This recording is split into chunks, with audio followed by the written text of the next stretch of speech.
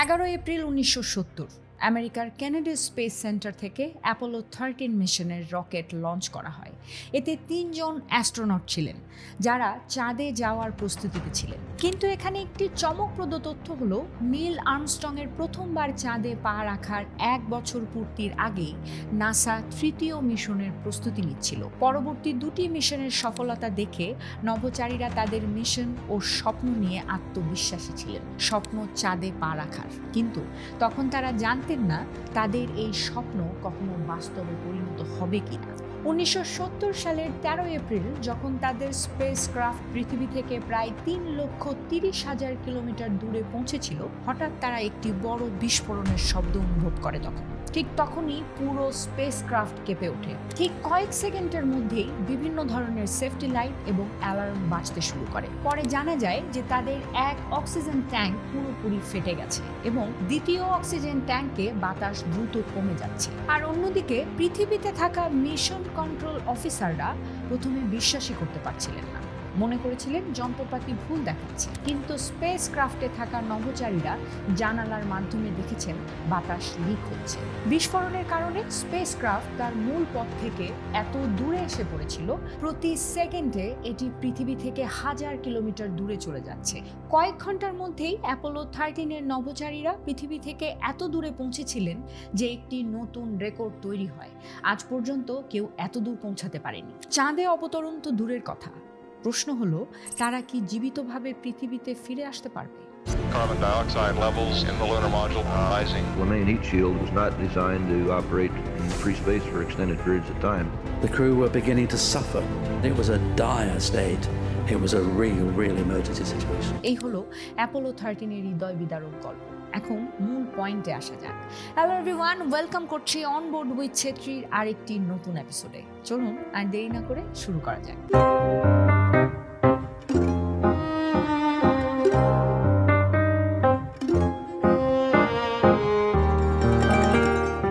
1961 সালে আমেরিকার president John F Kennedy বিশ্বের সামনে প্রতিশ্রুতি দেন যে এই দশক শেষ হবার আগেই মানুষ চাঁদে পা রাখবে। To achieving the goal before this decade is out of landing a man on the moon and returning him safely to the earth. এটিকে একটি কোল্ড ওয়ারের প্রেক্ষাপট হিসেবেও দেখা যেতে পারে, কারণ তখন আমেরিকা আর সোভিয়েত ইউনিয়নের মধ্যে স্পেস রেস চলছিল। টেকনোলজিতে কে এগিয়ে থাকবে এই নিয়ে দুই দেশের মাঝে ছিল কোল্ড ওয়ার। 1969 সালে অ্যাপোলো 11 এবং 12 সফলভাবে চাঁদে অবতরণ করেছিল। নভোচারীরা নিরাপদে পৃথিবীতে ফিরে এসেছিল, আর সেই সাথে কেনেডির সেই প্রতিশ্রুতি পূরণ হয়। কিন্তু এর পাশাপাশি জনসাধারণ এবং সরকারের স্পেসে ব্যয় করার ইচ্ছে কমতে শুরু করে।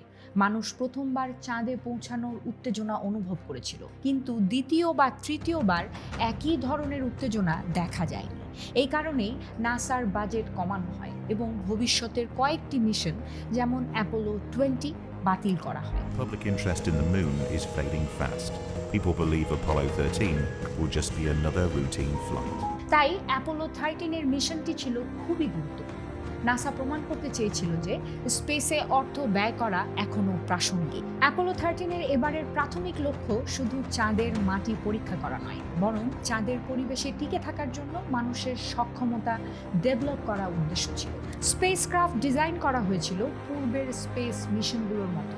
Command module, service module, lunar module এবং লঞ্চস্কেপ সিস্টেম, এই 4টি পার্ট দিয়ে তৈরি ছিল অ্যাপোলো 13। কমান্ড মডিউলে ছিল সমস্ত যন্ত্রপাতি এবং নভোচারীরা, আর সার্ভিস মডিউলে ছিল অক্সিজেন, ছোট ইঞ্জিন এবং ফিউল সেল। লুনার মডিউলের কাজ হচ্ছে চাঁদে অবতরণ এবং ফিরে আসার জন্য সাপোর্ট দেয়া, আর লঞ্চস্কেপ সিস্টেমের কাজ ছিল স্পেস লঞ্চের সময় দুর্ঘটনা ঘটলে নভোচারীকে রক্ষা করা।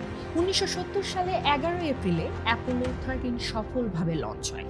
3 জন নভোচারী ছিলেন, commander Jim Lovell, lunar module pilot Fred Haise এবং command module pilot Jack Swigert. Original পরিকল্পনায় এই 3 জন নভোচারীদের সিলেক্ট করা হয়নি। মূলত যে 3 জন নভোচারীদের সিলেক্ট করা হয়েছিল তারা বিশেষ কিছু কারণে মিশনে অংশ নিতে পারেনি। অ্যাপোলো 13 লঞ্চের সময় উপস্থিত ছিল প্রায় 2 লক্ষ মানুষ। আগের বছরে অ্যাপোলো 11 লঞ্চের সময় উপস্থিত 70 লক্ষ মানুষের তুলনায় তা বেশ কম ছিল। আর এই সিচুয়েশন দেখেই নাসার আরেকবার মনে হলো আসলেই মানুষ দিন দিন স্পেস নিয়ে আগ্রহ হারাচ্ছে। তবুও মিশনের শুরুটা ছিল একেবারেই নিখুঁত। স্পেসক্রাফট এগিয়ে চলছিল চাঁদের ফ্রা মেউরো ক্রেটারের দিকে, একটি বিশাল গর্ত যেখানে বিজ্ঞানীরা আশা করেছিলেন চাঁদ ও পৃথিবীর অতীত সম্পর্কে গুরুত্বপূর্ণ তথ্য পাওয়া যাবে। প্রথম 2 দিন কোনো প্রযুক্তিগত সমস্যা ছিল না। সবকিছু এতটাই মসৃণভাবে চলছিল যে মিশন কন্ট্রোলার পর্যন্ত বলে বসেছিল, আমরা এখানে বসে বসে বিরক্ত হয়ে যাচ্ছি। তারপর আসে মিশনের তৃতীয় দিন, 13 এপ্রিল 1970। তখন মহাকাশচারীদের বলা হয় একটি রুটিন চেক আপের জন্য আর সার্ভিস মডিউলের অক্সিজেন ট্যাঙ্কগুলোকে একবার চেক করতে। আর ঠিক সেই মুহূর্তেই ঘটে একটি বিকট বিস্ফোরণ। অ্যালার্ম বেজে ওঠে, চারদিকে সতর্ক সংকেতের আলো জ্বলে ওঠে এবং ঠিক তখনই কমান্ডার জিম লোবেল পৃথিবীর দিকে বার্তা পাঠান, হিউস্টন, আমাদের একটা সমস্যা হয়েছে। একটি অক্সিজেন ট্যাঙ্ক সম্পূর্ণভাবে খালি হয়ে গিয়েছে আর অন্যটিতে অক্সিজেন দ্রুত কমতে শুরু করেছে। ঠিক সেই মুহূর্তেই একটি সাধারণ চন্দ্রা অভিযান পরিণত হয় ইতিহাসের সবচেয়ে ভয়ঙ্কর ও নাটকীয় মহাকাশ থেকে বেঁচে ফেরার লড়াইয়ে। মিশন কন্ট্রোলের দায়িত্বে থাকা সবার মনে হতে থাকে ইনস্ট্রুমেন্ট রিলেটেড কোনো প্রবলেম হয়েছে হয়তো, তথ্য ভুল দেখাচ্ছে। কিন্তু আসল সত্য সবার কাছে খুব তাড়াতাড়ি পরিষ্কার হয়ে গেল।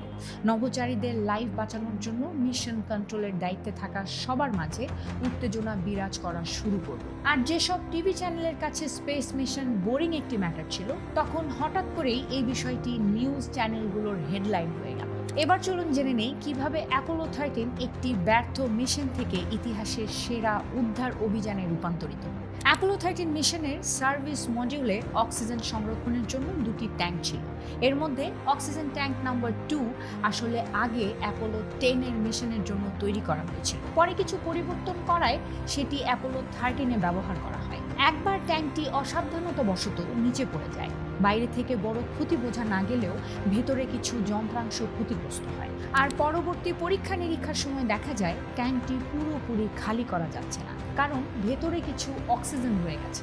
এই অক্সিজেন সরাতে ট্যাঙ্কের ভেতরে হিটার চালু করা হয়, কিন্তু এখানে সমস্যাটা ছিল ট্যাঙ্কের থার্মোমিটারে। ট্যাঙ্কের থার্মোমিটার সর্বোচ্চ মাত্রা 30 ডিগ্রি সেলসিয়াস পর্যন্ত তাপমাত্রা দেখাতে পারত। বাস্তবে হিটার চালু থাকাকালীন ভেতরে তাপমাত্রা পৌঁছে যায় প্রায় 538 ডিগ্রি সেলসিয়াসে। এই অতিরিক্ত তাপে ট্যাঙ্কের ভেতরের বৈদ্যুতিক তারের ইনসুলেশন ক্ষতিগ্রস্ত হয়ে যায়, যা কেউ তখন বুঝতে পারেনি। মিশনের সময় নিয়মিত চেক করার জন্য তখন ওই ট্যাঙ্কটি চালু করা হয়, আর ঠিক তখনই ক্ষতিগ্রস্ত তারে স্পার্ক হয় এবং ভয়াবহ বিস্ফোরণ ঘটে। ভাগ্য ভালো ছিল যে অক্সিজেন ট্যাঙ্কটি মহাকাশযানের ভেতরে ছিল। যদি এটি বাইরের দিকে লাগানো থাকতো তাহলে বিস্ফোরণ সরাসরি মহাকাশযান ছিন্ন ভিন্ন করে দিত এবং 3 জন নভোচারী সঙ্গে সঙ্গে মারা যেতেন।